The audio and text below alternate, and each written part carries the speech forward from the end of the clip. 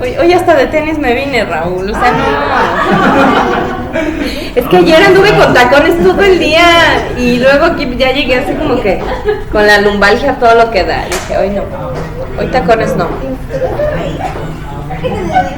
Bueno, bienvenidos doctores, no podemos empezar, pero ya que entraron ya estamos un poquito más tranquilos. Podemos empezar la clase. Les decía que, aunque no lo crean, normalmente reviso el tema, ¿no? Y entonces cuando empiezo a ver qué me toca la próxima clase y empiezo a ver, pues ahora qué vamos a hacer o cómo vamos a hacer. Pero, ¿saben? Normalmente lo que pienso cuando empiezo a prepararles la clase, ¿cuál es el punto en donde siempre se los atoran, ¿no? Entonces, en este tipo de cosas, por eso les decía, espero yo lograr mi objetivo, voy a hacer con ustedes el debut de algunas diapositivas que traigo sobre todo para hepatitis B, porque a mi criterio es en hepatitis B donde se los atoran, no lo entiendo, pero ahí es donde les empiezan a poner preguntas sobre la serología, ¿sí o no? Y ahí se los atoran bien rico. Entonces, pues por eso vengo entusiasmada para ver qué tal sale mi experimento, aclaro y adelanto, pinches diapositivas feas, pero no vean vean el fondo, no la forma, o sea, porque pues de repente sí las vi y dije, no manches, me quedaron bien pinches feas, pero espero que sean explícitas y que sobre todo pues les dejen claro. Entonces vamos a empezar, son un chingo de temas, porque es hepatitis y luego CMV, Epstein-Barr y rabia, pero hepatitis son 3, entonces en teoría tendríamos que ver 6 cosas, la verdad, espero que no fallezcamos en el intento, pero vamos a tratar de ver lo más posible. Bueno, entonces empecemos con este bloque de las hepatitis virales. Y como les decía, bueno, vamos a tratar de verlas lo más a fondo posible, pero sí me voy a enfocar más en B, porque creo que es ahí donde de verdad en el examen no sé qué pasa y fallan todas las de B. Y bueno, porque además hepatitis A pues es como más común, es como más fácil de aprender, es un cuadro con el que ustedes están incluso más familiarizados, que es endémico en nuestro país, lo sabemos, ¿no? Entonces, pues empezar diciendo que hepatitis A es un picornavirus, es un RNA virus y cuya transmisión es por vía oral fecal, fecal oral. Acuérdense que el orden de los factores no altera el resultado, ¿cómo es? Sí, eso, el producto, muy bien. Y que en México, pues les decía yo, es endémica. Hace pocos años tuvimos una epidemia en las guarderías de hepatitis A, pero fíjense que se hacen estudios en nuestro país y llegamos a la conclusión de que de 90% a 100% de la población adulta en este país ha desarrollado anticuerpos IgG contra este virus, o sea, hemos tenido quizás la infección y ni nos hemos percatado, ¿no? Porque además finalmente no hay alguno de ustedes que diga yo no he tragado nada en la calle, ¿verdad? La verdad no. Y además pues tampoco el comer en un restaurante nice no te garantiza nada, a veces son hasta los peores, déjenme decirles. Bueno, y entonces aquí con rojo vemos los países en donde existe mayor prevalencia o mayor distribución de esta enfermedad y pues evidentemente serán países en desarrollo, ¿no? Aquí está nuestro país en rojito. La incubación de este virus es de 30 días, pues puede llegar en promedio entre 15 y 50 días, ¿sale? Por edad el cuadro va a ser muy variable. En los niños menores de 6 años, la ictericia se presenta en menos del 10% y así va subiendo conforme se incrementa la edad. De hecho, este cuadro es mucho más inocuo, es un poco más leve o mejor sobrellevado para los pacientes pediátricos que para los adultos. Entre 6 y 14 años, el porcentaje de pacientes que llegan a presentar ictericia va desde 40 a 50% y para aquellos mayores de 14 años se va hasta el 70-80%, de tal manera que mientras más edad, más riesgo tendrán de presentar o desarrollar ictericia. Las complicaciones de la hepatitis A son raras, ¿no? Las que se han descrito, pues una hepatitis fulminante colestásica o una hepatitis recurrente, pero estas complicaciones son raras. Secuelas crónicas no deja, la enfermedad se resuelve al cabo de algunas semanas y finalmente nos deja inmunidad de por vida, ¿no? Anticuerpos IgG para esta enfermedad. Este sería cómo sería el comportamiento básicamente de la enfermedad, en donde se empieza, bueno, el momento cero, la semana 0 es el momento de la infección. Posterior a eso, aquí se nos están graficando las semanas. Sigo sin cursor, ¿verdad? Avísenme. Aquí son las semanas, se están graficando las semanas. A partir de la tercera, cuarta semana empezaría la elevación, en donde la enfermedad clínica se presenta desde las 2 hasta las 8 semanas, acuérdense, hasta 150 días podría ser. Empieza el curso de la enfermedad clínica, que coincide aproximadamente con la cuarta semana, y la elevación simultánea de ALT. Empiezan los anticuerpos IgM, y posteriormente estos anticuerpos, conforme se va resolviendo la enfermedad, decaen y empieza la elevación de los anticuerpos IgG, que son los que se van a quedar prácticamente de por vida en este paciente. Cuadro clínico, pues ustedes lo saben, el cuadro clínico es un cuadro de dolor abdominal acompañado de cefalea, de astenia, de fiebre, de náusea, de diarrea, a veces dolor en hipocondrio derecho, y muy raramente ictericia, coluria, hipocolia. Pero acuérdense que conforme avanza la edad, la probabilidad de que el cuadro se presente con ictericia es alta. Y que además, bueno, no sé ustedes los cuadros que les haya tocado, pero a mí los cuadros que me ha tocado ver de hepatitis A son cuadros que empiezan de forma muy insidiosa. El paciente tiene diarrea, tiene malestar general, tiene fiebre, pero no tiene otra cosa más, no le duele el abdomen, no tiene, entonces tú lo empiezas a tratar como si fuese una gastroenteritis bilivulgar, hasta que tú ves que de plano el paciente sigue y persiste con el cuadro. Entonces haces la serología, que ahorita vamos a hablar, y lo detectas, ¿no? Pero es generalmente como un cuadro muy insidioso, no es la típica clínica que te salta a la vista y dices, ah, es hepatitis, ¿no? Sabemos que no hay tratamiento específico. Por ejemplo, antes los pediatras recomendaban a los niños que dulces, ¿no? Un chingo de dulces, órale. A mi hermana le dio hepatitis en el kinder, y entonces pues la pobre, ¿no? Imagínense, es que somos gemelas, ya les había dicho, ¿no? ¿No les había dicho? Okay. Entonces le da hepatitis a la otra gemela. Y entonces mi mamá le trae una bolsa de paletas, ¿no? Así. Y entonces la otra sigue guacareándose con náusea, con anorexia. Y yo así, miren. O sea, viendo la bolsa de paletas, yo no me sentía mal, a mí no me dio, ¿no? Entonces yo decía, pues mi hermana no las quiere. Dénmelas a mí, por favor. Esas dietas altas en carbohidratos, o la indicación de estar tome no está indicada. Lo que sí es que este cuadro puede generar cierto problema de malabsorción en dietas altas en grasa, por eso hay que limitarles la grasa. Y esteroides solo estaría indicado en aquellos pacientes que presentaran colestesis prolongada, cuyo cuadro es una complicación, pero realmente no está indicado dar esteroides. Lo que sí está indicado, pues, es la vacunación, ¿verdad? Y casi a la mayoría de los niños no está dentro del cuadro básico de vacunas, pero a la mayoría de los niños sí se les inmuniza ya para la hepatitis A.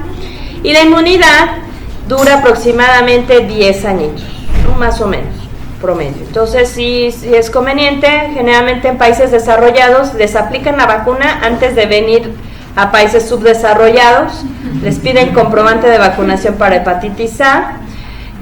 Pues sí, porque la verdad es que nuestros bichos están muy potentes. Muy bien, pues realmente hepatitis A es sencillito, ¿no? Vamos con les decía yo, el protagonista de esta clase, que va a ser hepatitis B, debido a que es en el que más se atoran ustedes. No sé también por qué les es más fácil diferenciar A y C, pero B es como que queda perdido en el limbo. Y máxime porque lo que nos encanta en los exámenes es preguntar ese comportamiento serológico del paciente, entonces vamos a tratar de hacer. Respecto a hepatitis B, se calcula que al año 2000 habría 400 millones de portadores, Aproximadamente en Estados Unidos se reportan 335,000 casos nuevos al año, y sabemos que ese es de importancia porque es el segundo carcinógeno a nivel mundial, solo por abajo del tabaco. Es un virus perteneciente a la familia Hepatnavirus que contiene ADN circular de doble cadena, y el virión completo mide aproximadamente 42 nanómetros y puede encontrarse partículas virales incompletas. Este esquema me gustó porque es bastante sencillo para explicarles únicamente que el virus tiene dos componentes externos. Uno externo que expresa el antígeno de superficie, ¿dónde anda por aquí? Antígeno de superficie, porque nos vamos a ir familiarizando con la nomenclatura. Este antígeno de superficie, por eso tiene la S en medio. ¿Ya le vieron su S? Sí. Ok. La S del S. El S, la S. Pues sí, la S va en medio, ¿no? Sí. Ahí está. Pues ¿ya le vieron su S del medio? Sí. Ok. Y además tiene otro interno que contiene el antígeno central. C. Lo vamos a distinguir. Nuestro C. Entonces, antígeno central de hepatitis B, antígeno de superficie de hepatitis B. Se ven un chingo de letras, pero bueno, esto es para dummies, ¿sale? También vemos que en la porción central del virus tenemos el DNA de doble cadena y hay una enzima importante que es la replicasa o polimerasa viral, que está. Y tenemos otro antígeno que es el antígeno E. Antígeno E de la hepatitis B, ¿sale? Bueno, entonces, decíamos que el virus se compone de ADN doble y codifica para 7 proteínas, de entre las cuales de importancia tenemos a la P, para la ADN polimerasa, X, que son 2 proteínas reguladoras, la S de superficie, el antígeno de superficie, y C, core. El antígeno E es un misterio aún, porque su función, como aquí bien lo dice, pues es desconocido. Se encuentra en la sangre de portadores de hepatitis B, pero guarda una relación directa con la viremia, sin que hasta por el momento se haya definido a ciencia cierta cuál es la función. Finalmente es una proteína no estructural, no necesaria para la infectividad del virus de la hepatitis B, pero pues por algo lo tiene. La naturaleza no hace nada a lo pendejo, ¿no? Entonces por algo lo tiene, pero bueno, ahí está todavía la duda. Entonces, sabemos que el ARN actúa como molde para síntesis de proteínas. Dentro de la partícula core sirve como molde para la síntesis de ADN, y finalmente todo esto lleva a la exportación de partículas, se exportan virales y partículas incompletas. Por lo general, el virus no es citopático. Eso quiere decir que no llega y daña directamente a la célula. Lo que genera el daño hepático es la respuesta inmunológica que despierta en el huésped. Aquí predomina la respuesta celular a pequeños epítopes, como el antígeno C de la hepatitis B, que son presentados por estas moléculas HLA de clase 1, linfocitos T, CD8. Los linfocitos TCD4 también reconocen fragmentos de las partículas virales que son presentadas por HLA tipo 2 de células no hepáticas, ¿sale? Se detectan en otras células, se presentan. Esto, ¿qué es lo que lleva? Pues finalmente a la proliferación de linfocitos T, a la síntesis de citocinas, y pues esto es lo que básicamente está ejemplificando. Pero bueno, finalmente lo que quiero que quede claro es que per se la infección del virus, el propio virus no genera el daño, lo genera la respuesta inmunológica mediada por estos linfocitos que se activan al ser reconocidos por el HLA. La transmisión puede ser vertical en periodo perinatal y horizontal. ¿Cuáles serían las principales vías de transmisión? Pues el uso de drogas intravenosas, las relaciones hetero y homosexuales con alguien contagiado o portador, y la exposición laboral, de tal manera que ahorita cuando veamos inmunización veremos que pues Aquí, ¿cuántos de ustedes ya se pusieron su hepatitis B? Nada más vinieron a ponerlos de este lado. Los de allá, ¿no? Ok, entonces sí se tienen que poner su vacuna para hepatitis B. Pues si el sector salud la proporciona gratuitamente, pues háganlo, no sean así, ¿vale? Afortunadamente, conforme se ha ido aplicando o se ha ido difundiendo la aplicación de esta vacuna, la incidencia en nuestro país ha ido disminuyendo.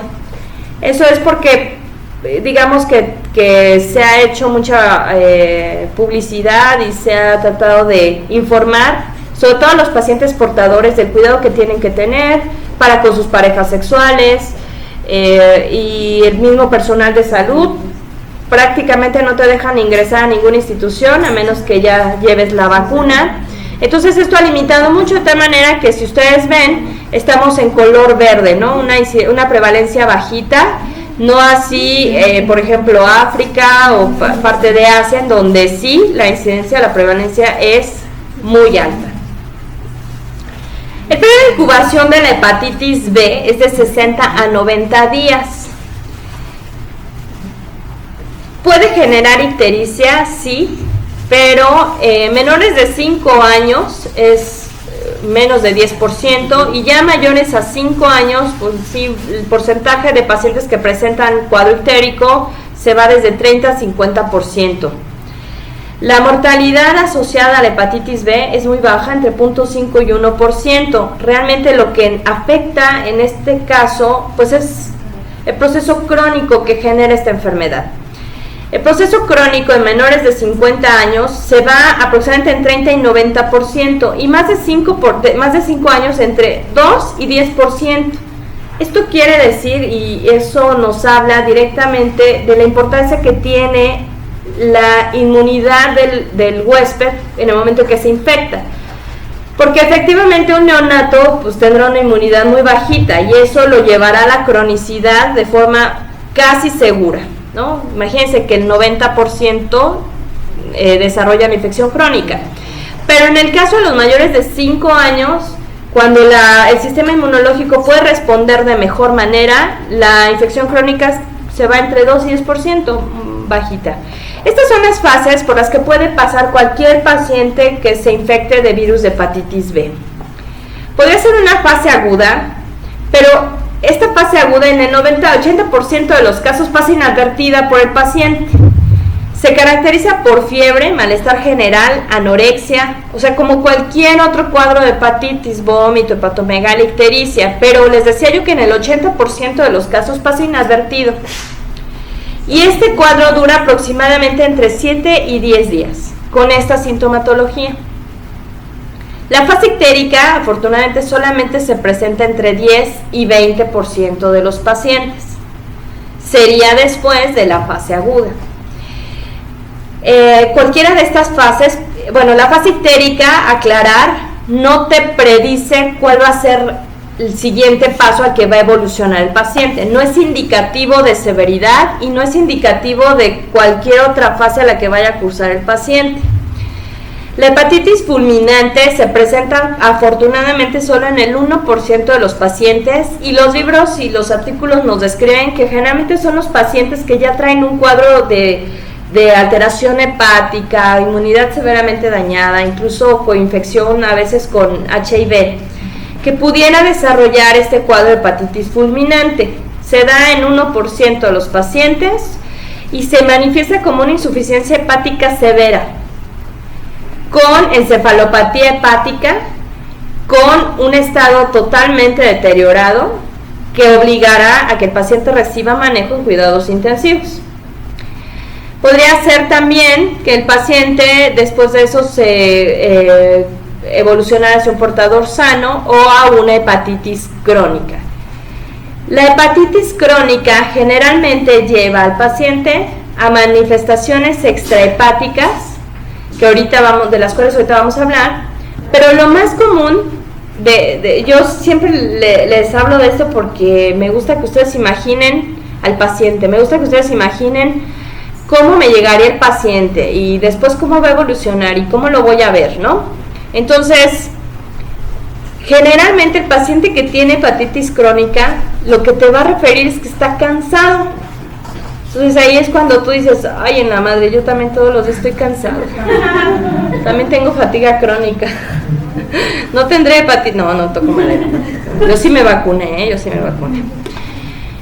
el 90% de estos pacientes se va a manifestar como fatiga, malestar general, astenia. Y estas serían las complicaciones extrahepáticas de las que les comentaba, ¿no? Glomerulonefritis, esto debido a complejos inmunes, tanto membrano proliferativa como, como membranosa, poliarteritis nodosa, PAN, así se abrevia, no porque tenga PAN, gliobulinemia mixta, acrodermatitis papular infantil, casi todas las manifestaciones extrahepáticas asociadas a complejos inmunes. Aquí tenemos estos datos de poliarteritis nodosa. Y bueno, finalmente la complicación más fuerte, que sería el carcinoma hepatocelular. Entonces, vean esta diapositiva, cómo nos dice que cuando el paciente se infecta en etapas muy tempranas de la infancia, 90% de ellos desarrollarán infección crónica y el 10% podrá tener una resolución espontánea o se librará espontáneamente del virus, ¿sale? Pero en el caso de los adultos, acuérdense, generalmente podrían presentar el cuadro agudo con manifestaciones incluso de síndrome ictérico y el 95% debido a que cursa con un buen estado inmunológico podría resolver fácilmente el cuadro. 5% desarrollarán esta infección crónica, menos del 1% podrán desarrollar hepatitis fulminante, hepatopatía fulminante, y podría ser que desarrolla infección crónica podría ser un portador sano, que no es replicativo, o que dentro de este 5% otra posibilidad es que el paciente tenga una hepatitis crónica, lo cual lo va a llevar a desarrollar a 10 años cirrosis hepática. Y ahora sí, entonces, les decía de la serología. Vamos a hablar de varios antígenos y cómo se van a ir desenvolviendo a lo largo de la enfermedad. Tenemos principalmente al que tiene la S en medio, el antígeno de superficie para hepatitis B. Tenemos el anticore IgM o IgG, que es el anti-HBC IgM o anti-HBC IgG. Tenemos al antígeno E de hepatitis B. Tenemos anticuerpos contra el antígeno E. O sea, ahorita le estoy dando la nomenclatura, por eso. Y el anticuerpo antisuperficie, anti-HBsA, ¿sale? Entonces, para irnos familiarizando, ¿sale? Esta es la típica tablita que les ponen sí o no en los libros, que nomás de verlo también a mí me da hueva. Entonces en la tablita te dicen, bueno, aquí estamos hablando de los meses a partir de la exposición y cómo se va elevando, y nos dicen que empieza la elevación de aquí empezaré.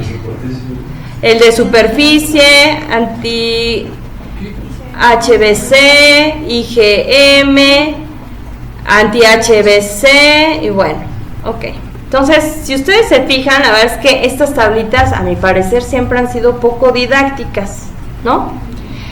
Entonces, ya les dije que están bien pinches feas, no me critiquen. Vamos a hablar del cuadro, hepatitis aguda. O sea, el paciente va con unas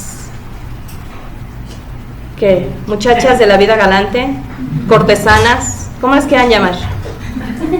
Piuts, o sea, no sé, ¿cómo les quieran llamar? Y se contagia, ¿salen? Entonces, tómela. Se contagia y hace un cuadro de hepatitis B aguda. lo primero que va a desarrollar es su antígeno, se va a empezar a elevar su antígeno de superficie de hepatitis B.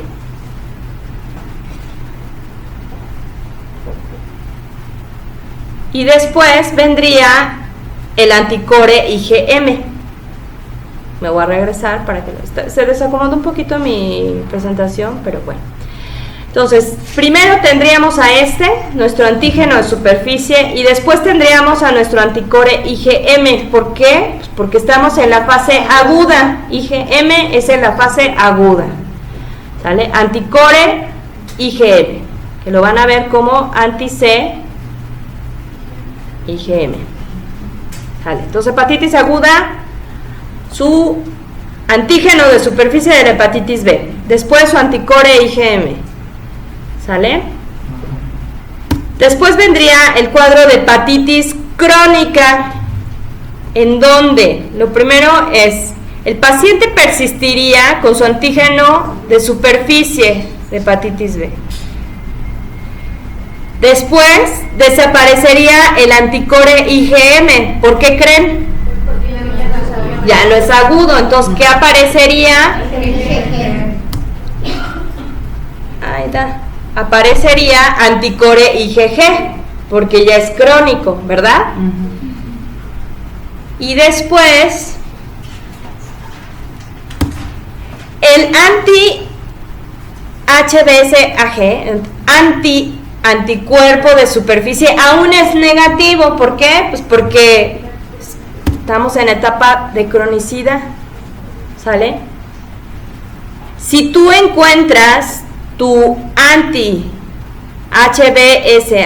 antígeno de superficie de hepatitis B positivo, quiere decir que el paciente ya se curó. Pero este está crónico, ¿sale? Y entonces el anti no se va a negativizar, ¿vale? Ahora, el individuo curado. Ok, pues está curado, ¿no? Se curó, señor.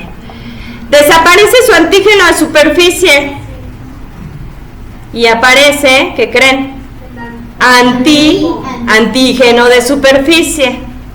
¿Sale? ¿Ya se curó? Otra vez. Desaparece su antígeno de superficie, pero aparece su antígeno de superficie. O sea, veámoslo como la cura, ¿no? El dato de que ya se curó.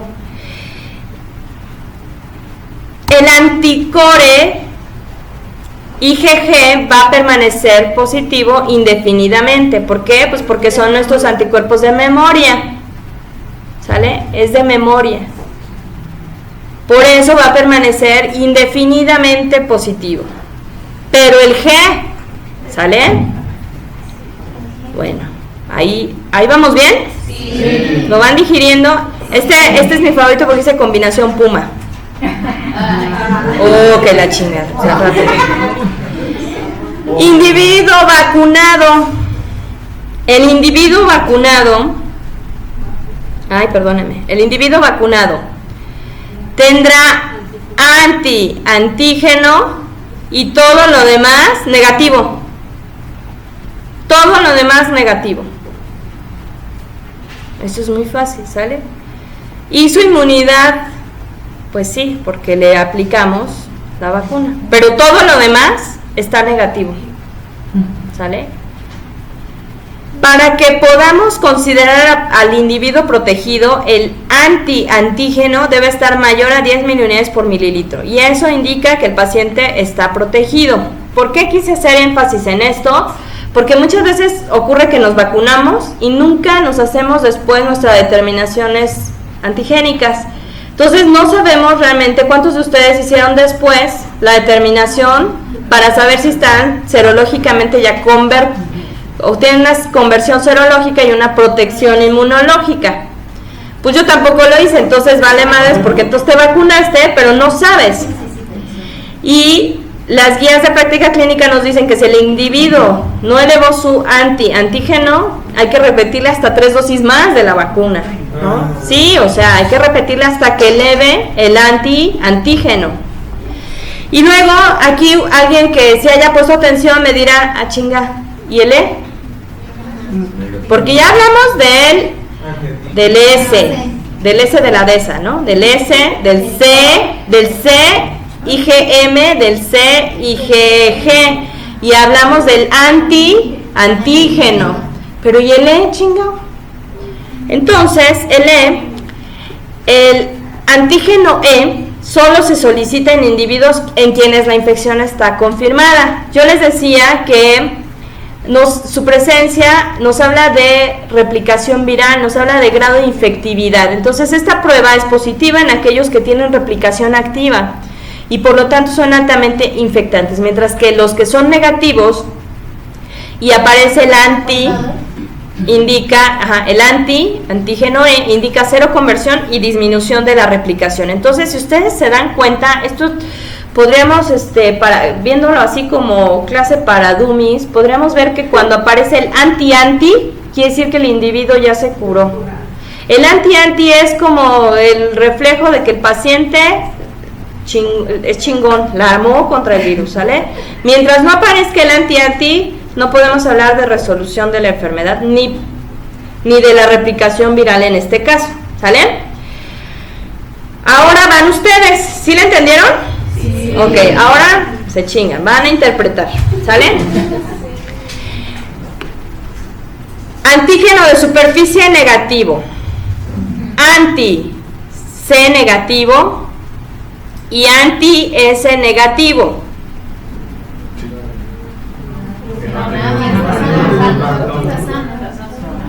San, ¿no? Nada más fue el susto. Nada más fue el susto del contagio. Antígeno de superficie negativo, C positivo y antígeno positivo. No es nada, no es nada.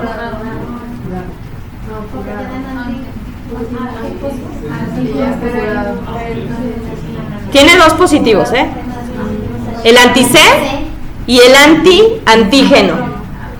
Y tiene uno negativo. Exacto, este paciente tuvo una infección natural, se resolvió y ya se curó. Se autolimitó. ¿Sí?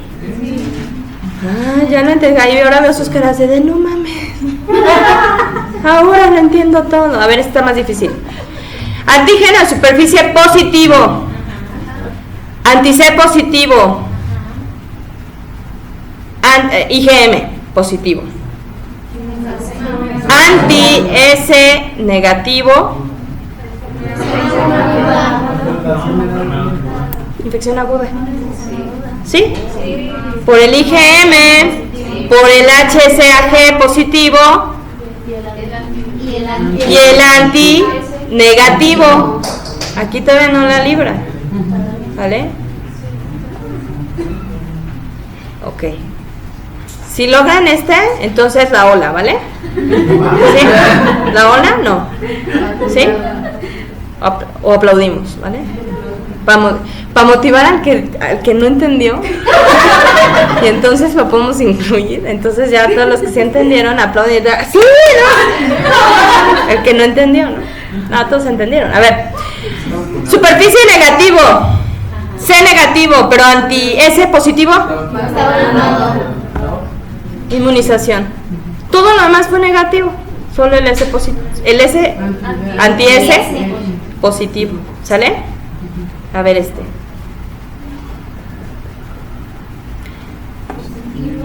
positivo. C positivo, IgM. Ah, no, perdón. C positivo, pero IgM negativo. Y ese antígeno negativo. ¿Qué dice el público? Ay, me sorprenden. Cronicidad. ¿Por qué llegaron a esa conclusión? M negativo. O sea, aquí dice que el C está positivo. Solo hay dos sopas, o es M o es G. Como el M está negativo, asumimos que el G está positivo, y eso es cronicidad. Pero este está positivo. No podemos decir que está curado, porque si estuviese curado, sería este positivo. ¿Sí? Ok, aquí va la pregunta del millón.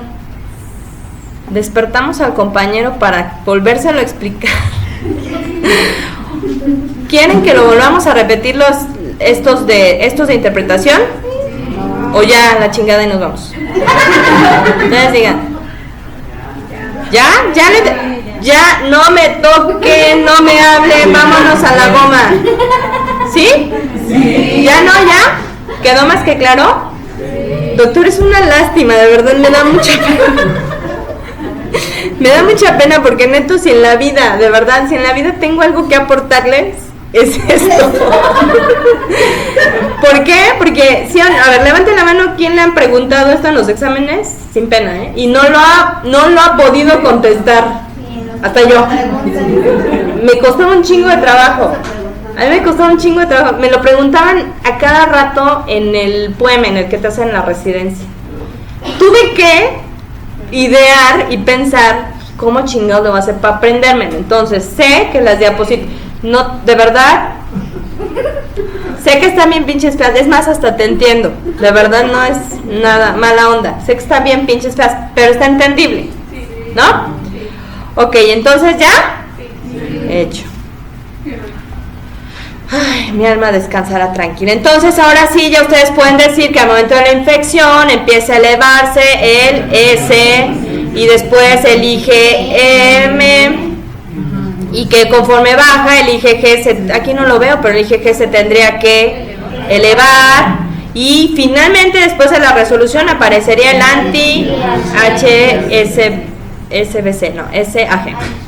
SAG. ¿Sí? Sí. Eso es más fácil a que si yo les digo, a ver, ahora vamos a ver el de la hepatitis crónica, ¿sí o no? Ahora vamos a ver el de la hepatitis no sé qué madre, ¿sí? O esto, a ver, ahora vamos a interpretar infección actual, la chinga, ¿sí o no? Yo la verdad ni las leí, ¿eh? Estas no las leí. Estas están muy, a mí me da flojera, pues, pero no sé ustedes. Si quieren, quitamos lo otro y ponemos esto. No me toquen, no me hablen. Más ya no me hablen de antígenos. Vamos. ¿Sale? Bueno. La profilaxis. La profilaxis se da con 3 dosis de inmunoglobulina y brinda aproximadamente el 90% de los casos protección. Pero les decía que se tiene que aplicar la dosis desde 1 mililitro al inicio, después a los 30 días, o sea, te piden, ¿no?, al mes, y después a los 180 días, o sea, a los 6 meses. Pero a veces este esquema de inmunización falla porque te aplicas el inicial y al del mes, pero el de los 6 meses ya valió madres, ¿no? Y si completas tu esquema y si además presentas niveles elevados de tu anti AGS, puedes tener una protección entre 5 y 10 años. ¿Sale? La respuesta a la vacuna puede estar disminuida en pacientes con falla renal, con enfermedad hepática crónica, con diabetes, o con obesidad, o con tabaquismo. Y les decía yo que de hecho hay una mejor respuesta en mujeres entre los 20 y los 29 años. Por eso yo el año pasado me lo apliqué. A ver, no entendí la risa. No.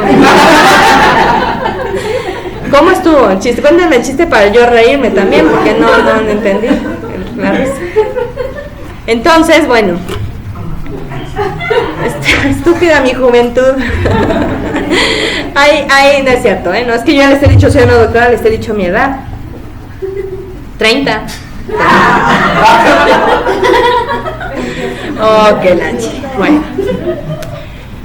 Y hay otra cosa importante, aplicar profilaxis después de la exposición. O sea, a lo mejor no te has aplicado la vacuna, pero si te picas con un paciente que esté infectado, entonces sí hay que acudir a los centros de salud en el trabajo, epidemiología de tu hospital, para que te apliquen la profilaxis post-exposición, que debe ser antes de los 7 días, ya sea sexual o accidental, en adultos y niños. Tratamiento. Bueno, pacientes con replicación viral activa, es decir, que tengan su antígeno E, o con hepatitis crónica activa, se iniciará el tratamiento, y el tratamiento de elección es interferón alfa. Se da aproximadamente 10 millones de unidades subcutáneas 3 veces por semana y se lleva a 4 meses. El tratamiento se lleva a 4 meses. Es necesario después de esto un seguimiento estrecho, la selección adecuada de los pacientes para saber cuáles sí y cuáles no. Finalmente, interferón alfa es un medicamento que ya se proporciona en las distintos instituciones de salud pública, pero por fuera es carísimo, ¿no? Es necesario entonces seguir a los pacientes para ver cómo van evolucionando, y esto debido a que en 14% de ellos presentarán recaída después del primer año. Factores de buen pronóstico, o sea, para elegir bien a nuestros pacientes que vamos a tratar, pues preferentemente menores de 50 años, preferentemente mujeres, que presenten niveles bajos de ADN viral, que tengan actividad inflamatoria en hígado elevada, que se verán evidentemente beneficiados con el tratamiento y que no tengan coinfección con otros virus, como hepatitis C o VIH, y pues no ser chinito o taca-taca, ¿no? No tener origen asiático. Pues responden peor, no sé, lo sacan de esos dentro de los criterios. Sería interesante saber, aparte del motivo genético, si existiese otra. No creo, o sea, discriminación no creo que sea, debe ser que genéticamente ellos respondan diferente. Pero sí está medio discriminatorio el asunto, ¿verdad? Sí.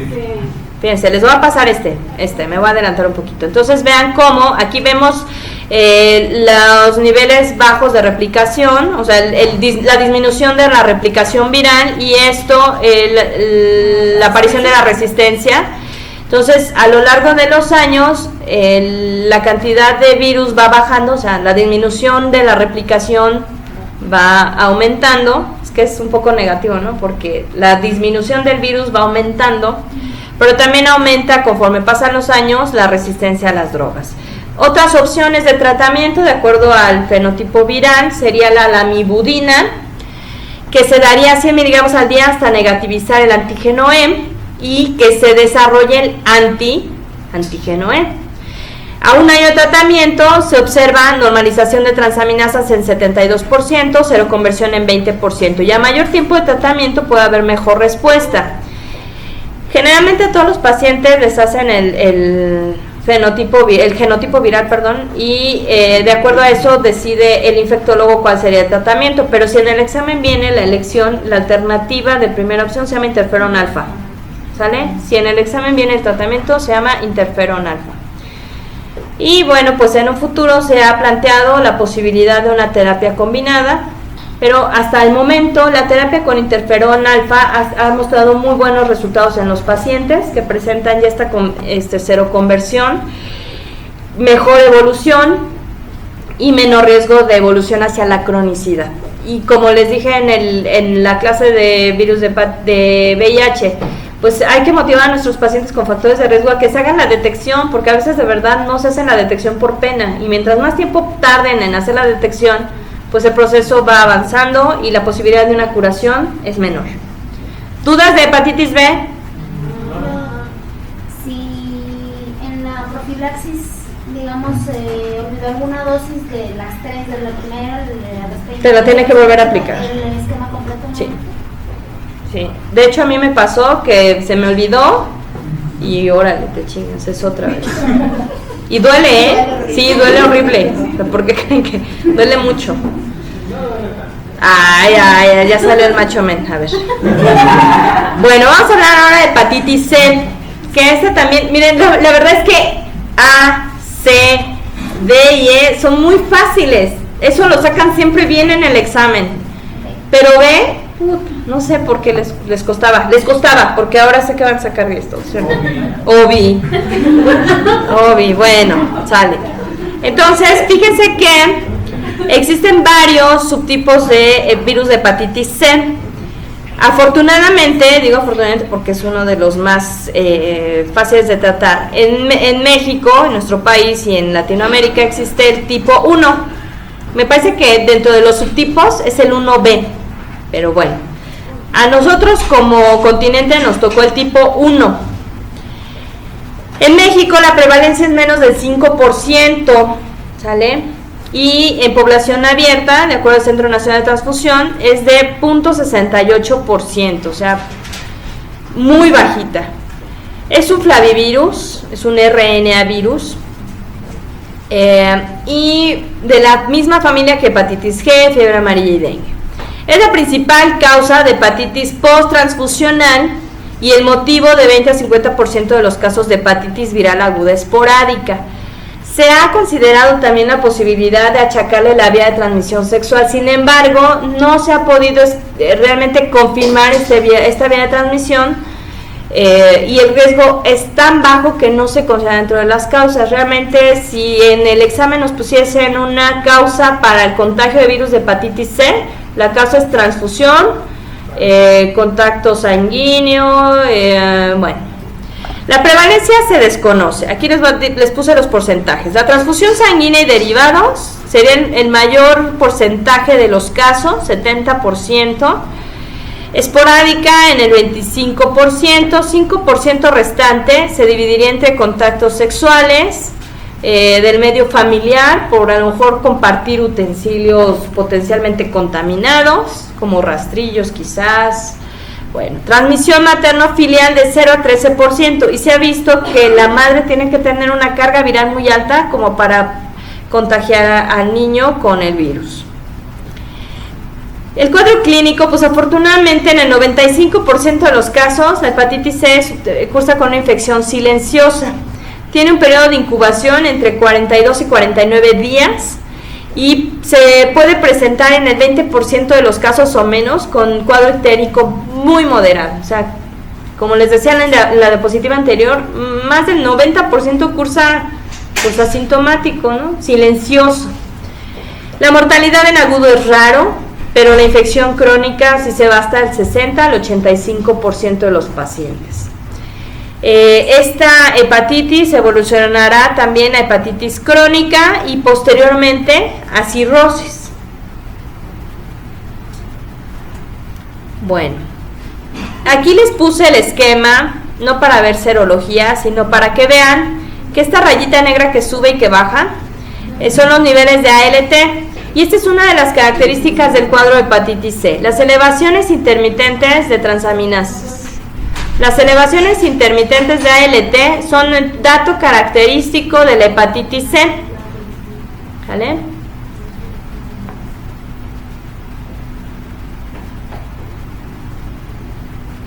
Bueno.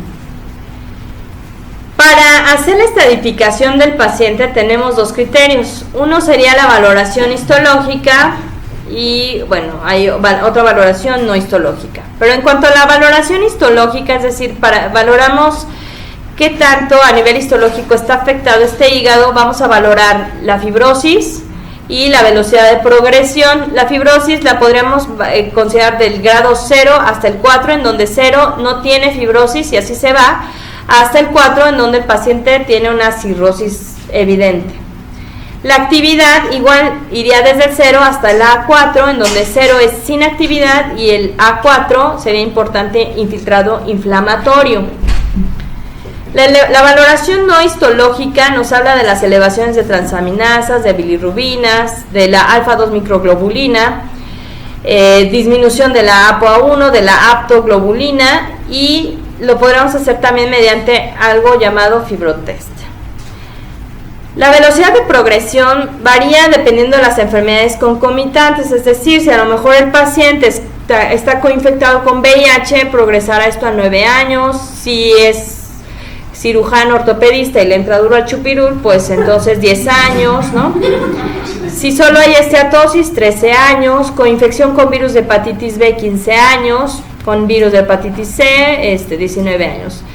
Y bueno, sin tratamiento, podría progresar a los 27 años. Entonces aquí en este cuadro vemos, por ejemplo, que puede haber factores, ¿no?, que pudieran acelerar esto, como el uso de alcohol, coinfección con otros virus, y entonces a partir de la infección el paciente pues presentaría un hígado normal, vendría la fase aguda de la infección, después se desarrolla la infección crónica, la hepatitis crónica, la cirrosis.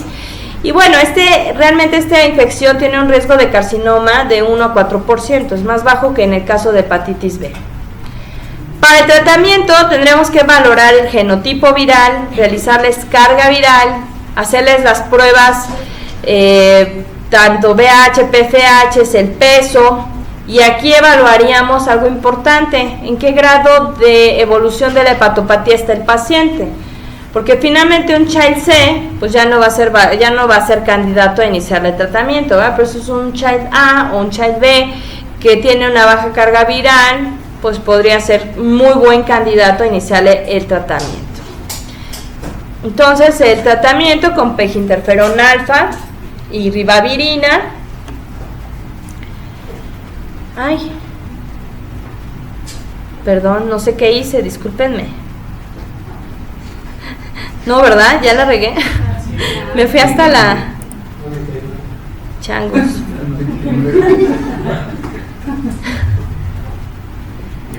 Pues, ¿para qué lloramos? Espérese. Oh, que la... Ahí está. La mayoría de los estudios nos muestran una mejor respuesta a tratamiento combinado con interferón o peginterferón más ribavirina. Y en pacientes con genotipo 1, le tendríamos que realizar su carga viral a las 12 semanas. Si existe una reducción de 2 logaritmos de la carga viral, continuamos tratamiento hasta las 48 semanas. Y en genotipos no 1 se iría hasta 24 semanas de tratamiento. Bueno, para fines de examen, pues ustedes saben que aquí tenemos la terapia combinada, peginterferón alfa y ribavirina, y que el tiempo aproximadamente sería 48 semanas. 48 horas, no imagínense. Y predictores de respuesta a tratamiento, pues que del virus, que sea un genotipo 2 o 3, carga viral baja. Del hospedero, pues que tanta fibrosis tiene, que tenga una edad menor a 40 años, que sea de sexo femenino, responden mejor.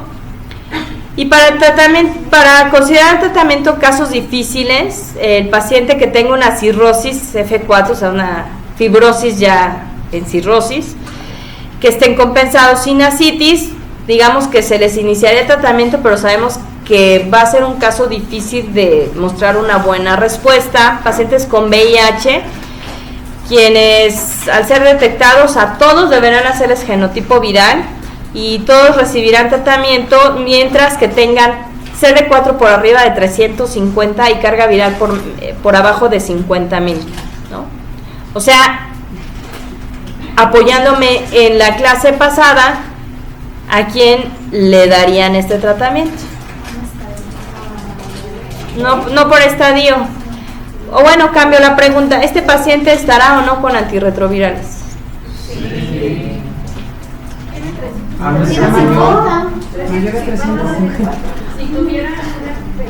¿Este paciente tendrá o no tratamiento antirretroviral? No. ¿Vale? Los efectos adversos generalmente los encontramos por ribavirina. Puede el tratamiento bajar 2 gramos de hemoglobina y suspender si la hemoglobina baja por abajo, bueno, valga la redundancia, por abajo de 12 gramos, ¿no? Efectos adversos de tratamiento, pues, también podría ser neutropenia por el interferón y podría llevar a menos de 750 neutrófilos totales, entonces habría que ajustar ahí la dosis de interferón, y si llega a menos de 500 neutrófilos totales, pues eso ya es una inmunosupresión severa, es una neutropenia severa, tendríamos que suspender el tratamiento. darle aproximadamente 4 semanas para recuperarse y posteriormente valorar el reinicio del interferón. La trombocitopenia la pueden dar tanto interferón alfa como ribavirina y pues hay que menos de 80,000 pues reducir la dosis, y si llega a 50,000 pues hay que suspender. Debe regresar a niveles previos en las siguientes semanas al ajuste, y de no regresar, entonces sí estaremos considerando otra la causa de la trombocitopenia, o sea, tiene que revertir tras la suspensión al mes siguiente del tratamiento. Otro sería la depresión. Cuando existe la sospecha, pues es mejor cualquier antidepresivo que ninguno. ¿Por qué lo consideramos? Pues por la interacción que pudiera haber con el tratamiento. Se debe iniciar a dosis baja e incrementarlo hasta dosis terapéutica, y si a las 2 a 3 semanas no hay respuesta, pues posiblemente el paciente no vaya a presentarla, entonces se considerará, ahí sí, llamen a un psiquiatra, por favor. Bueno, entonces hepatitis C realmente es más fácil, y pues más fácil que C es D, la verdad. D, pues nosotros nos encontramos sin detección de hepatitis D, ¿no? Vean, estamos en rosita.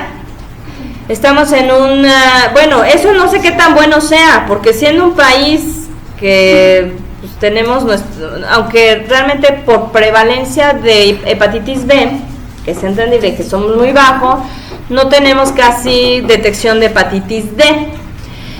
Fíjense que el hepatitis D es un virus defectuoso, debido a que solamente se puede replicar en hospederos que simultáneamente tengan coinfección con virus de la hepatitis B, y que hacemos el diagnóstico clínico con la detección de anticuerpos IgM o IgG. El cuadro clínico que produce la hepatitis D es un cuadro, de ictericia, de hepatitis ictérica, semejante a la hepatitis B, pero con un curso bifásico en la evolución de las transferasas, lo cual no ocurre en la hepatitis B, sino en la C. Pero ¿cómo lo vamos a sospechar? Pues en aquel portador conocido de hepatitis B que de repente muestra alteraciones bruscas de las aminotransferasas o exacerbación de su cuadro, en zonas tanto endémicas como no endémicas, que tengan un cuadro de hepatitis viral con un curso clínico bifásico de las aminotransferasas, y pues la mayor parte de las veces pasa inadvertido, porque el médico sabe que el paciente es portador de virus de hepatitis B, y entonces en vez de hacerle estudios, pues achaca al cuadro portador o al que conoce las alteraciones que puede estar manifestando el paciente. Pues no existe tratamiento. El diagnóstico lo hacemos mediante la determinación serológica de IgM o IgG para hepatitis D, y la profilaxis no existe como tal para hepatitis D, pero sí para hepatitis B. Entonces quiere decir que si a ti no te da B, pues no te va a dar D, ¿sale? Entonces esa es la profilaxis. Eso podría ser una pregunta capciosa, porque si te ponen en el examen un cuadro de hepatitis D, te van a poner cuál sería la profilaxis adecuada, y quizá te pongan para D, para B, para C, para A. Tú tienes que contestar profilaxis para B, porque no hay para D. Hepatitis E. Bueno, pues México sí está dentro del cuadrito rojo. ¿Por qué? Pues porque somos un país en donde lo fecal oral sí se nos da, la neta, ¿no? ¿Sí o no? O sea, taquitos por donde sea. Bueno, yo no sé ustedes, pero la verdad es que yo, siendo chilanga, de repente veo los puestos afuera del metro y digo, no, o sea, ¿sí o no? Les voy a platicar miren, en la residencia normalmente no te dejan salir a comer, ¿sí o no? Y en el hospital hay un chingo de cucarachas, ¿sí o no? Sí. En todos. Ahí les va. Entonces una vez estábamos todos los internos tomando el café, y eran un bote esos como de termos grandototes. Que la pues todos sirviéndonos nuestro café, ¿no? Y de repente se para una interna y compañera y se sirve otra vez café y ¡plup! Le cayó la cucaracha. Traducción, la pinche cucaracha estuvo nadando en toda la olla y todos tragamos cucaracha, ¿sí o no? Se bañó la pinche cucaracha en el termo. Bueno, otra. Bueno. Había un residente, ¿no? Que me echaba el can. Yo era R1, o sea, en el R1 dices, no mames, no tienes tiempo para pensar en romances, o sea, estás en el R1. Bueno, te invito a comer. No, te invito a no. O sea, es dormir, comer, dormir, estudiar, comer, dormir, estudiar, guardia, ¿no? Bueno, ni siquiera te invito a cenar aquí al comedor del hospital. Bueno, pues qué romántico, ¿no? Nos sirven el pollo y entonces él está cagado de risa diciéndome algo, ¿no? Y en eso yo veo que parte el pollo y veo que corre y él así de jaja. Y yo, detente, no, o sea, casi le doy un manazo. ¿Qué? Y yo, ve, la cucaracha salió de tu pollo, de verdad, neto salió del pollo, neto, o sea, no salió del plato, salió de adentro del plato. Todavía sale así la cucaracha.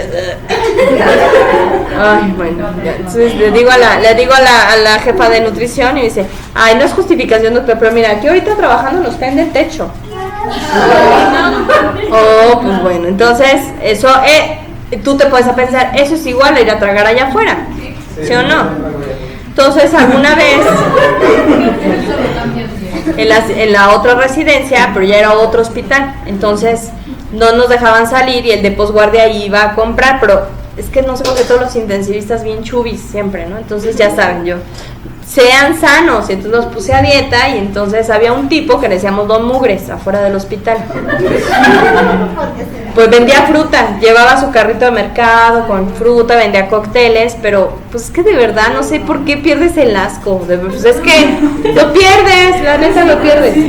Pero yo le veía todos los días las manos sucias y los dedos llenos de cinta adhesiva, de que se daba sus buenas navajazos con el cuchillo y se ponía la cinta adhesiva la cinta adhesiva negra en los bordes, ¿no? Entonces era Don Mugres y entonces te vendía el cóctel con tajín, ay, cállate. Pero un día, espérate, se ponía en la calle, entonces un día yo lo veo que viene pues como de un callejoncito y subiéndose el cierre. Entonces me dice, ¿con todo? Y yo, la neta, sí va a ser con todo. Hasta BPH va ahí, con todo. Bueno, si eso es asqueroso, me toca a mí ir por los cócteles un día y ya, le pido, como eran como 5 cócteles, le pago y en eso, en lo que él saca el cambio, veo que va corriendo la cucarachita por toda la tablita donde él cortaba la fruta, y yo me quedo viendo así, y él así, y con el trapo tratando de agarrarla, y la pinche cucaracha corriendo, se mete al bote de la granola, y entonces yo dije, pues la va a tirar, ¿no? Pero no, la tapó y la bajó. Entonces yo así de, sin granola, por favor. Sin granola. Y entonces pues ya dije, pues ya los pagué. También qué pinche, o sea, imagina, lo estás comprando en la calle, también qué reclamas, ¿no? Neto, o sea, ubícate, ¿qué reclamas? ¿Qué vas a decir? ¡Ay, pinche viejo cochino! Pues sí, pues. Entonces pues ya me llevé mis coctelitos y llegué y les dije, compañeros, tengo que hablar con ustedes. Ya no vamos a tragar esas porquerías, la neta, porque eso yo lo vi. Imagínense qué habrá hecho, ustedes qué hubieran hecho. Sacar la cucaracha y dejar la granola, porque era un botezote, o sea, eso no se va a desperdiciar, ¿están de acuerdo? Sí. Entonces, pues ya, a partir de ahí dije, la verdad es que el médico te obliga, la formación del médico te obliga a tantos excesos, te obliga a tantas situaciones inseguras para tu salud. Duermes mal, te puedes accidentar. ¿Cuántos de sus compañeros no se quedan jetones? Comes mal, lo cual no solo te lleva a un mal estado de salud físico y mental, sino que también te puede generar enfermedades, neurocisticercosis, o sea, ¿por qué? Pues porque el sector salud no se preocupa por darte una buena alimentación, ¿no? Entonces yo quedaba sorprendida porque en hospitales como en Pemex, por ejemplo, tienen su barra los residentes, entonces llegué un día, rotaba ahí, me quitaron una muela y vieran tacos dorados y yo así de, no, pues yo nada más lechita, gracias. Y la cocinera, le hago un huevito, le hago yo, ¿de verdad? De verdad hago un huevito, le hago, o sea, juguitos bien, todo bien, o sea, bien. En el Hospital General es otro ejemplo, ellos hacen una concesión para un proveedor para que les proporcione el comedor, y es a la carta, cabrón, o sea, es a la carta, hay buffet, hay, o sea, hay 1000 opciones. Digo, sí, subes de peso bien cañón, pero a mí me pasaba que si yo llegaba 5 minutos tarde, ya ni madre, si no se preocupan porque comas o tengas un lugar decente en donde descansar, ¿no? Finalmente, pero bueno. Pero sigan, sigan, no los desanimo, sigan. Ya saben que la mayoría de los brotes se asocian a contaminación oral fecal. La transmisión persona a persona es muy rara. Ay, otra vez. ¿Saben? Ya vi que hice. Pico, muy sabiondos o qué. Muy sabiondos, pero la pinche serología del virus de la hepatitis B, o sea, les dan en la madre con algo tan fácil.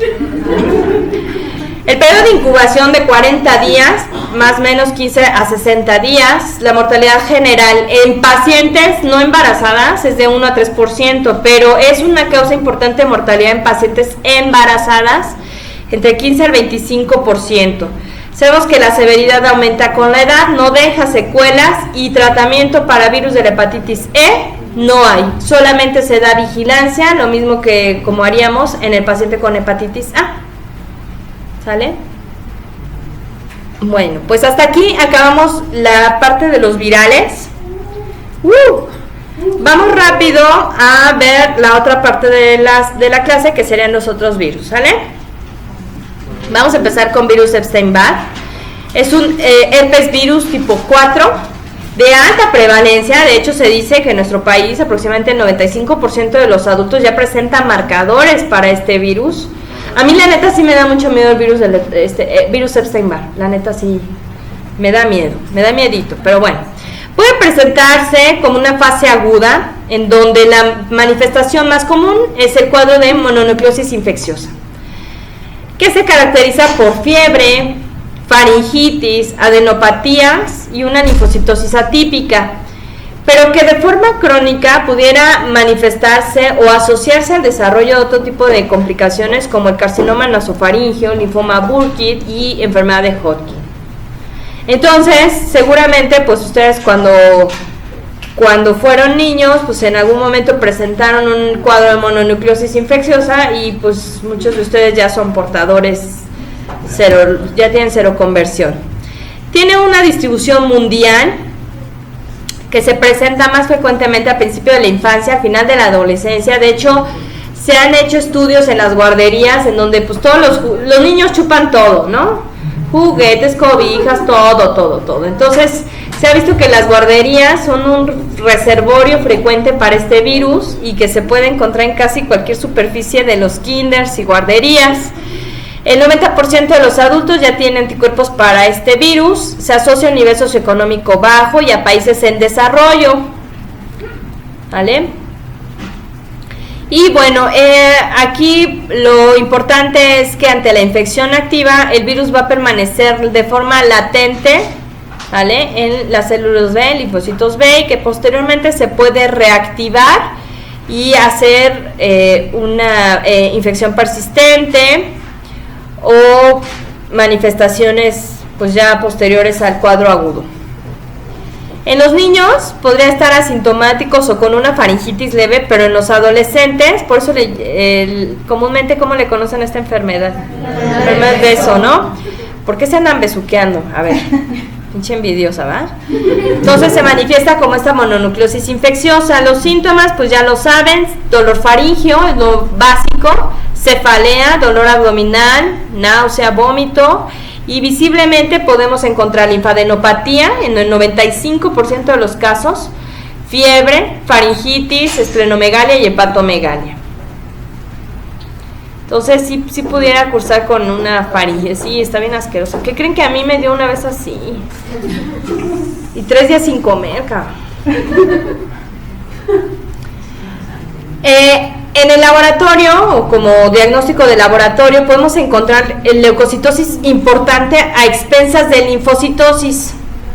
Aproximadamente los leucocitos se pueden elevar entre 10.000 hasta 20.000 en la segunda, tercera semana, vamos a encontrar 10% de linfocitos atípicos, de tal manera que esta es la característica, la linfocitosis atípica, ¿sale? ¿Y cómo se van a ver? Pues agrandados, con abundante citoplasma, vacuolas, indentaciones en membrana. Puede haber otros datos, además de la linfocitosis, puede haber neutropenia, trombocitopenia leves, elevación de transaminasas y fosfatasa alcalina, y hasta en el 40% de los pacientes se puede llegar a desarrollar elevación de bilirrubinas. Pues la curación es espontánea, generalmente, y todos hacemos anticuerpos ante esta enfermedad, pero puede haber complicaciones dependiendo si el paciente no tuvo una buena respuesta inmunológica. Por ejemplo, a nivel del sistema nervioso central se puede complicar como meningitis, como encefalitis, generar ataxia o hemiplegia.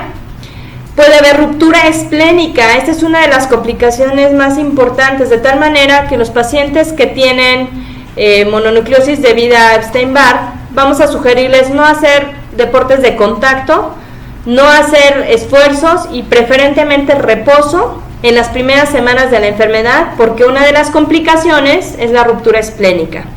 Puede haber infección bacteriana asociada en un 10% y por el grado de crecimiento de las amígdalas, obstrucción de la vía aérea, incluso puede haber tanto edema de la faringe que pueda existir obstrucción de vías respiratorias superiores. Menos de 2% van a presentar situaciones agudas y puede haber granulocitopenia grave. Entonces, esos ya serían complicaciones, hepatitis, miocarditis, digamos que no es lo típico, ¿no? O sea, generalmente esto resuelve y por eso es que pues, gran parte de la población es portadora y no lo sabe. Pero a mí me da miedo porque también se le ha asociado a enfermedades linfoproliferativas. De hecho, en las sesiones previas, cuando hemos hablado de linfoma no Hodgkin, Doctora, si a la par de la faringitis sale el rash, o si sale primero la faringitis y tú la ves y ves, bueno, le pones penicilina y después el rash, ¿cómo distinguir que no sea asociada a penicilina? No, pues ya valió. Bueno, o sea, dices que le dio faringitis y le diste penicilina y luego le dio rash, pues lo tienes que considerar como posibilidad, no lo vas a distinguir, pero el rash asociado a la penicilina le metes esteroide y va a ceder. No así el del viral, el rash viral no va a ceder así. Y además, bueno, acuérdense que siempre tienen que preguntar el antecedente, Normalmente es que va a ser muy raro que si tú le administras el rash de la penicilina se da inmediato, casi inmediato, es una reacción inmediata, entonces ya sería como mucha pinche mala suerte, ¿no? Que se vaya y al día siguiente lo encuentres con el rash y no sepas ni cómo ni cuándo. O sea, el antecedente, la rapidez de instalación y que se da rápidamente con los esteroides, pero pues te digo, o sea, lo vas a ver, porque tú le aplicas la penicilina y de verdad casi inmediato te hacen el rash. ¿Sale? Aparte, ¿saben qué? Con respecto a las respuestas de hipersensibilidad, pues generalmente hacen las lesiones en diana, ¿no? Como el eritema polimorfo, que es una lesión en diana. O sea, sí se ve como rash, pero las lesiones muchas veces se ven en diana. Entonces el eritema polimorfo pues es un dato de ¿cómo le llaman? Se me va la hipersensibilidad al fármaco. Y no, vean este rash, pues no, este rash está más bien como escarlatina, ¿no? Bueno, entonces decía que aunque las complicaciones no son realmente tan frecuentes, sí podemos asociarlo, el ser portadores a esto se ha visto ligado a la aparición de otros síndromes linfoproliferativos, ¿sale? Por ejemplo, este síndrome linfoproliferativo ligado al X, que se presenta más frecuente en hombres adolescentes, que tiene una letalidad y que está asociada a este virus, asociada también a este GEM-SAP. Puede haber isquemia miocárdica aguda, que es letal, o aparición de linfoma de células B. La leucoplasia vellosa bucal, que también puede estar asociado a VIH, que son estas lesiones como como onduladas, corrugadas y blancas en los bordes de la lengua. Vean, esta es la leucoplasia vellosa. Bueno, esto ya evidentemente en un paciente muy afectado, ¿no? También puede haber la asociación con ciertas neoplasias como el linfoma de Burkitt, carcinoma nasofaríngeo, la enfermedad de Hodgkin. Diagnóstico. Para Epstein-Barr tenemos la detección de anticuerpos heterófilos que se pueden presentar en la primera semana hasta en el 40% y después de la tercera semana hasta en el 90% de los casos. Entonces, seguramente si el caso clínico es una mononucleosis infecciosa, para que ustedes diferencien una mononucleosis de CMV por Epstein-Barr, la presencia de los anticuerpos heterófilos es indicativo. Entonces, estos anticuerpos heterófilos se pueden presentar hasta por 3 meses, están positivos hasta por 1 año y tienen una sensibilidad de 75% con especificidad de 90%. Esto sería como lo más indicativo para hacer el diagnóstico diferencial. Se puede también hacer determinación de IgM-IgG contra antígeno de cápside viral de Epstein-Barr. Están en un 90% al inicio de la enfermedad y persiste el IgG toda la vida, ¿no? Pero finalmente les decía yo que la diferencia, al menos laboratorial, entre CMV y Epstein-Barr sería la presencia de anticuerpos heterófilos. Tratamiento, pues no hay realmente para el síndrome mononucleosis, eso. Para la mononucleosis infecciosa, el tratamiento sería reposo y analgesia. Acuérdense del riesgo de ruptura esplénica en el primer mes, no deportes de contacto, reposo del paciente. En casos graves de obstrucción de vía aérea, habrá que iniciar manejo con prednisona, pero solamente en casos graves, ¿no? En el caso de presentar leucoplasia vellosa y que esto se pueda asociar también a cándida, a virus, pues ya daríamos el tratamiento respectivo. Si fuese candidiasis agregada, fluconazol; si fuese viral, aciclovir. Y bueno, se ha planteado la situación de interferón o rituximab en casos ya muy severos o de complicaciones muy severas, lo cual no es lo más frecuente en este tipo de infección. La verdad es que el curso generalmente dura unos cuantos días y hay que darle seguimiento al paciente. Y citomegalovirus, que es un herpes virus beta compuesto de un ADN de doble cadena. Este virus tiene una replicación en el núcleo que genera una infección lítica o latente y que hace que la célula presente inclusiones intranucleares y que se vean las células agrandadas, de ahí su nombre, ¿no? Citomegalovirus. Tiene una distribución mundial aproximadamente, bueno, en nuestro país de verdad sí es bastante mayor que quizás los gringos. Se asocia igualmente a hacinamiento y mala higiene, y las vías de transmisión de igual manera pues son fluidos. Puede ser saliva, heces, orina, leche. Los niños son los principales vectores. Aproximadamente el 50% de los familiares que han tenido niños que presentan la enfermedad o la infección ya están latentes, y se necesita una exposición íntima o repetida. Los adultos y adolescentes generalmente lo adquieren por vía sexual. Esta infección genera una infección latente de por vida, que posteriormente, ya hablamos de ello cuando vimos VIH, puede presentar, debido a los cuadros de inmunosupresión, una reactivación. Puede ser debida, por ejemplo, a trasplantes, porque posterior al trasplante el paciente está inmunosuprimido. Neoplasias linfoides que generan propiamente inmunosupresión, o un VIH con CD4 por debajo de 100.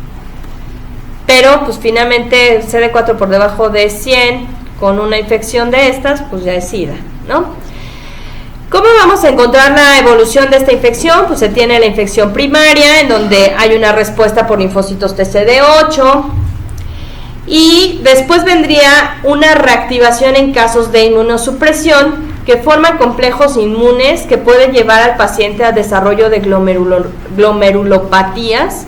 Ay, ¿qué me pasa el día de hoy? ¿Saben qué me pasa? Que me mordí la lengua, entonces traigo la lengua así como que sensible en esa parte que me mordí, entonces, o sea, no es que sea pendejismo, es que me mordí la lengua.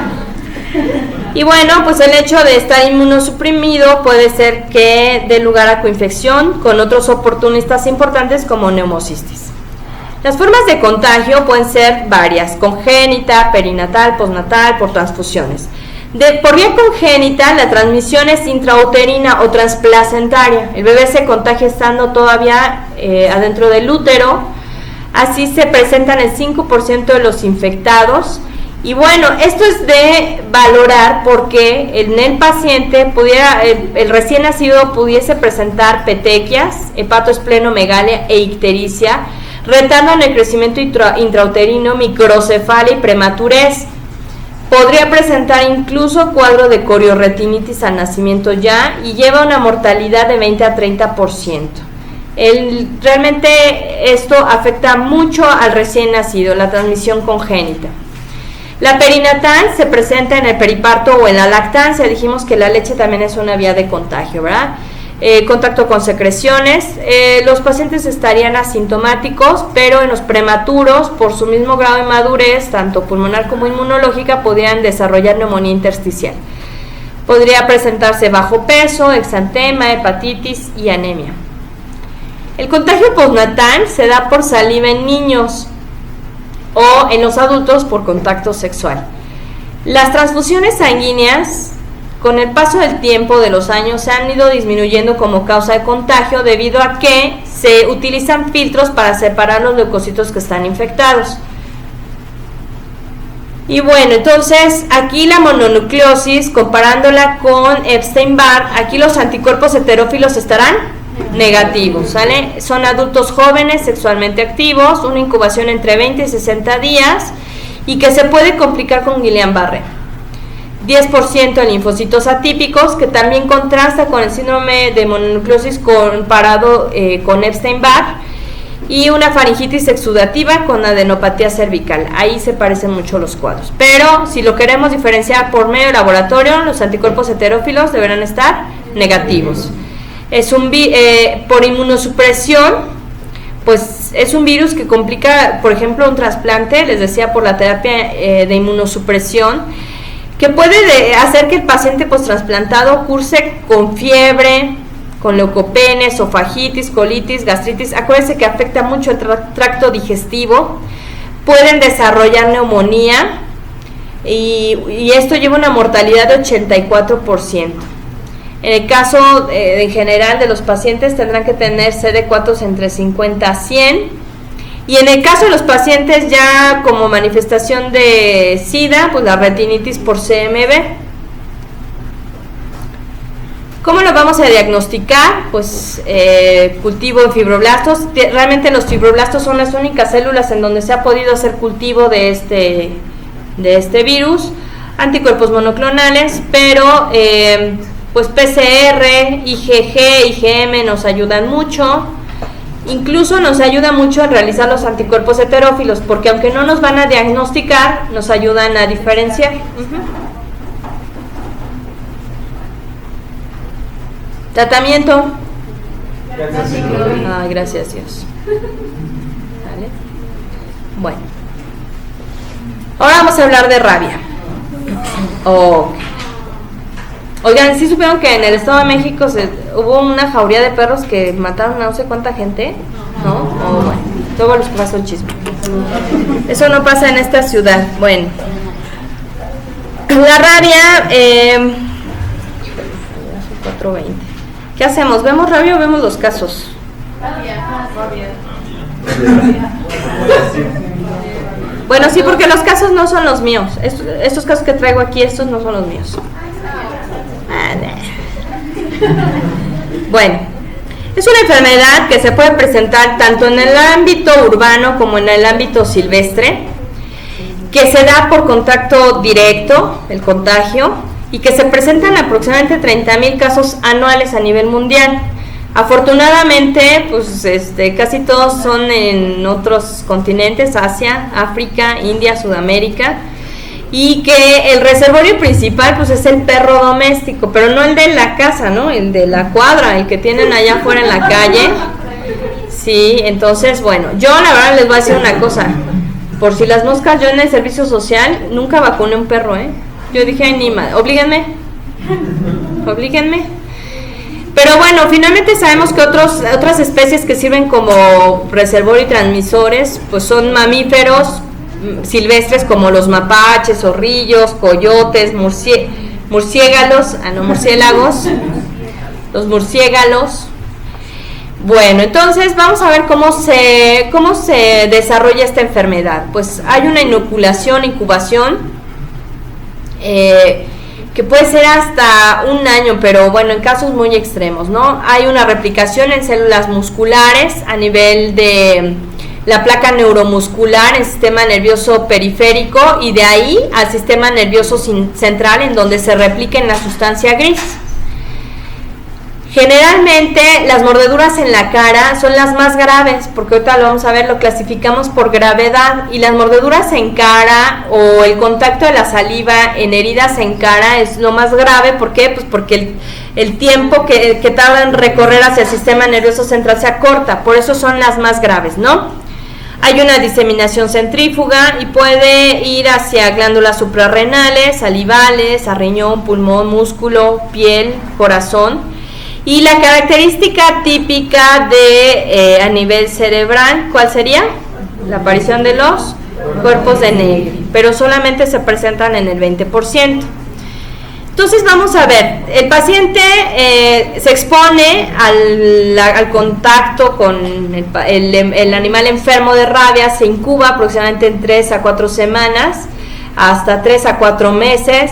Hay un pródromo que puede durar entre 1 a 7 días, que se manifiesta por fiebre, cefalea, anorexia, náusea, letargo, parestesias, pero hay algo característico de este cuadro en la mayoría de sus fases, pues la irritación a nivel del sistema nervioso central, ¿no? Hay ansiedad y hay agitación.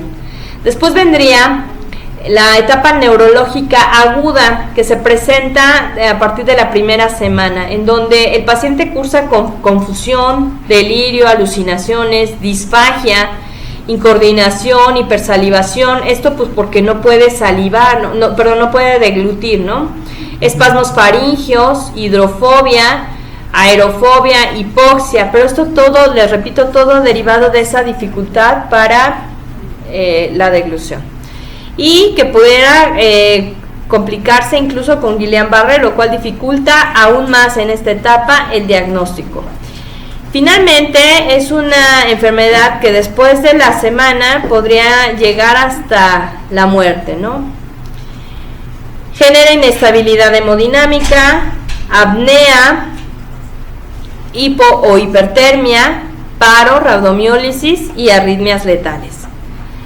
El diagnóstico pues es por laboratorio, pues es inespecífico. No todas las secreciones son factibles, pero la mayoría de las que se utilizan, ahorita las vamos a describir, que sería la impronta corneal, la saliva, ¿qué otra? Bueno, el líquido cefalorraquídeo es otro, en donde podemos encontrar pleocitosis leve con linfocitosis, proteínas elevada y glucosa normal. Podríamos encontrar anticuerpos específicos en líquido cefalorraquídeo y séricos, y hacer PCR en saliva. También otra vía podría ser, les repetía, la impronta corneal.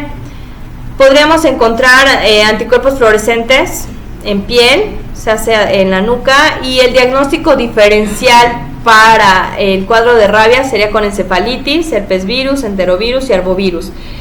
Finalmente, el tratamiento pues sabemos que no existe, y lo que tenemos que hacer es dos cosas. Ubicar primero pues el grado de lesión, la gravedad de la lesión, aislar al animal, mantenerlo en observación, y ante un caso confirmado de rabia, ¿cómo? Mantenerlos a los dos en observación. En las mordeduras múltiples habrá que realizar lavado de la herida, habrá que aplicar toxoide tetánico, valorar la posibilidad o la necesidad de los antibióticos y observar al animal 10 días, porque la mayoría de la gente, cuando un perro muerde, lo que hacen es que lo matan, entonces eso es una reverenda estupidez, ¿no? Entonces hay que decirle al paciente, explicarle, generalmente el paciente cuando un perro lo muerde, lo que le preocupa no es la infección. Los pacientes que les decía yo de la noticia, los pacientes que fallecieron de sepsis por la mordedura. Entonces, pero al paciente no le importa la sepsis, le importa la rabia. Lo que hay que hacer es decirle no ataque al animal, hay que traerlo y dejarlo en observación. Se aplican 5 dosis de vacuna los días 0, o sea el día de la mordedura, 3, 7, 14 y 28. Y bueno, pues en el caso de que les decía, en el caso de que el animal no estuviese vacunado, la observación se realiza por 10 días, ¿vale? Bueno, pues no sé ustedes, pero la verdad es que yo ya me cansé, porque sí estuvo muy larga su clase. Oh, pues yo ya me cansé. Vamos a leer un caso rápido. Ay, ya me cansé nada más de verlo. Uno rápido. Oh. Niña de 12 años ingresa al Hospital General Ojarán de la ciudad de Mérida, referida de la localidad de Tecax, Yucatán, por una historia de dolor en... Ah, sí se acuerdan de Tecax, ¿no? ¿No? Historia de dolor en miembro torácico derecho por aparente traumatismo que no había cedido al tratamiento médico sin más antecedentes. La afección... ¿Qué tiene? Dolor en miembro torácico derecho por aparente trauma. La infección continuó con limitación funcional de la muñeca y disminución de la fuerza de dicha extremidad superior, la cual fue progresiva hasta acompañarse de dolor torácico con limitación de la respiración, fiebre, odinofagia, aerofobia e hidrofobia y cambios en la conducta que se hicieron más evidentes, por lo que se sospechó de una encefalitis por virus rábico. La niña continuó con deterioro general que hizo necesaria la asistencia ventilatoria, evolución tórpida y datos clínicos de muerte cerebral declarada 12 días después. ¿Cuál es la conducta a seguir?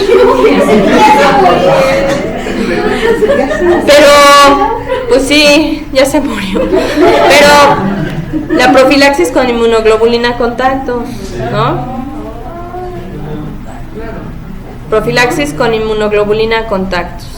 Y también, pues todas, ¿no? Porque también tendrías que hacer tu cerco epidemiológico, la búsqueda de perro sospechoso, o sea, sí tendrás que hacer todo el estudio epidemiológico. ¿Cuál de los siguientes vectores no puede transmitir? Canes, felinos, murciélagos o roedores.